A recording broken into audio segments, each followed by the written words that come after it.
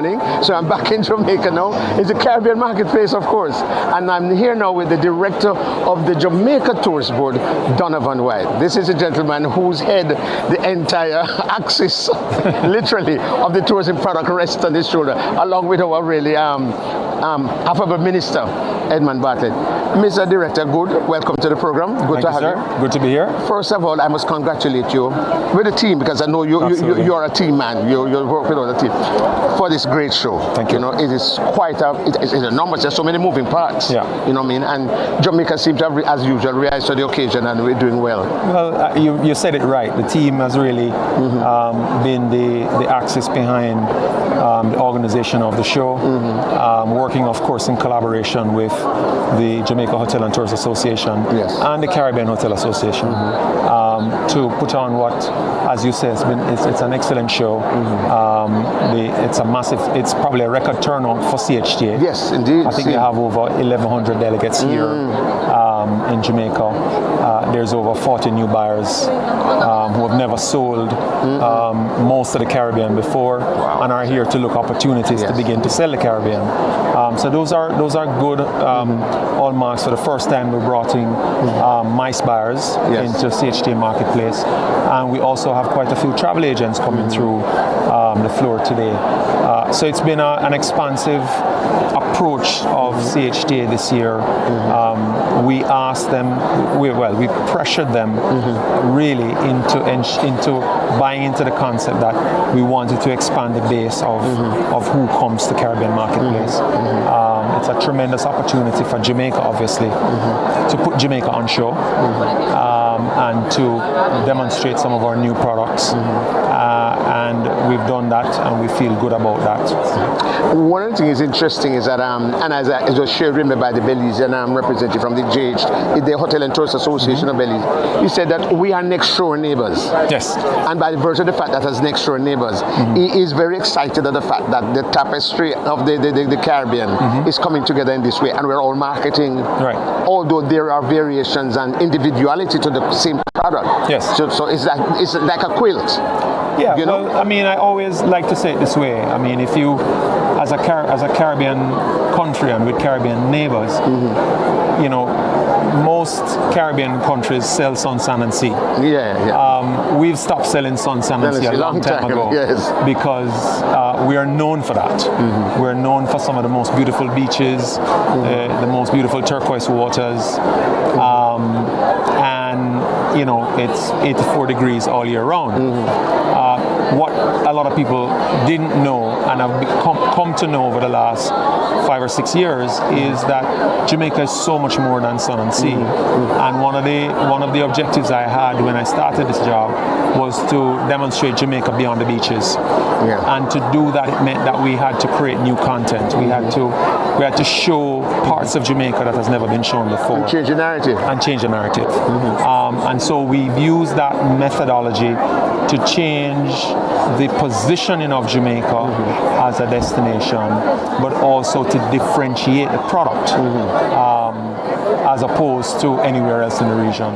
And we've done that successfully, and I believe it's due in large part to why we've grown as exponentially as we have grown. One other thing it is clear that we have done, and through your office and with the minister, I'm sure, is how you have simply been navigating and kind of repositioning the industry, not just in Jamaica, but across the tourism market / the Caribbean. Right. It's a very interesting kind of architecture that is taking place. Yeah, well, I mean, again, it's about, first of all, having the product. Secondly, differentiating that product. But then most importantly, and this is something that the minister is very focused on, and you hear him talk about it all the time, is how do we future-proof the product by making sure the workers of the industry is taken care of, making sure they're trained, retrained, compensated correctly, have a pension plan, you know, giving them a rounded experience being employed to the tourism industry, so that they understand that life life in the tourism industry is no longer seasonal. It's no longer about winter and spring. Summer and spring, right? It's It's an all year round business. Last year we grew exponentially because we grew right across the year. Every month was a record month. Wow. And that's not easy to do for any destination. So we know that we're on to doing things the right way. What we now have to do is to ensure that we equip ourselves to continue to grow in the same way. And within the same context of that, we are expanding the market. Absolutely. And I noticed you guys have been doing, yourself and the minister and your team, been going into new destinations, Absolutely. new frontiers. Yes. Dubai. Yeah. And people say, Dubai? They say, yes, Dubai. Yeah. Dubai of itself is a product. Right. Fine. Now, tell us about what's happening with Dubai. Unpack that a little bit for us and how we see that impacting our product development. First of all, it's part of the strategy to broaden the base or the market size where we pull tourists from. Today, that market size is dominated by the United States at 74%. The only way we're going to be able to distribute the market share differently or more equitably to the benefit of the destination is to broaden where we pull visitors from. Okay, makes sense. You mentioned Dubai. Dubai is at the center of the Middle East. We see opportunities of people traveling and looking for new destinations to go to. And so we introduced Jamaica to the Middle East market during World Expo in 2021. I see. And the reception and the gravitation that we've had in terms of people wanting to know more has continued to be fueled and carry on. We then went to ATM for the first time in 2022. And that was a good show. That was a good experience for us. We made good engagements with airlines like Emirates and Etihad, Qatar, who have maintained interest with us. In 2023, when we went back, Emirates announced adding Montego Bay to their flight service, and it's still in their system. So you can actually book a ticket on Emirates from Dubai to Jamaica, just like that, connecting over the United States or connecting in Europe.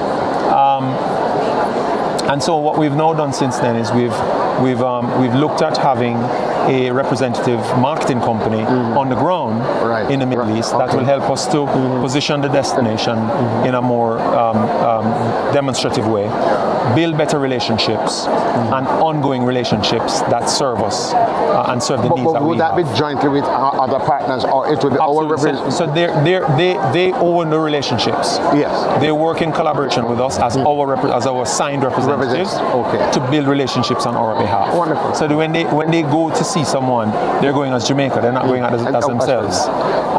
We do the same thing in India, which is another market that we're tapping into. We do the same thing in Latin America, which is another market we're tapping into. We just had a huge meeting this morning with our Latin American partners, talking to all the DMCs, all the destination management companies in Jamaica to get on the online platforms in Latin America so that the people can actually book them. So we're growing exponentially and rapidly. And we're doing that because we need to expand the base. Once we expand the base, then what you will have is you create more demand for Jamaica, you create more sales opportunity for Jamaica and therefore more visitors. And then once you start having more visitors, then your distribution of that market share starts to slice differently, which is what we want. We want to be less dependent on any one market, and we're over-dependent at because the of the fragility of the industry. Absolutely. And the fact, so you have to wind it. That's amazing. That's wonderful.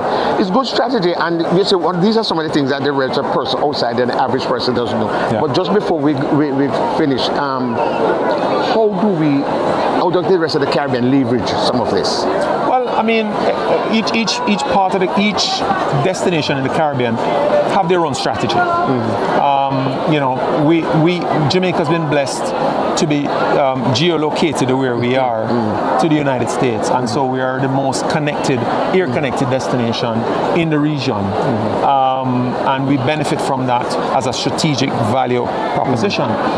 Whilst other Caribbean countries may have different types of value propositions, some are more focused on cruise because cruise is more accessible for them.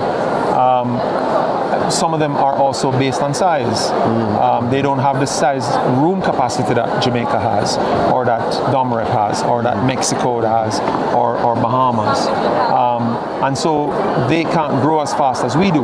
But what they have done is focus probably on luxury. Okay. So they get a higher value tourists. Okay. So they may get, they won't get the numbers we get, but they may get the revenues because they are focused on a more high value consumer.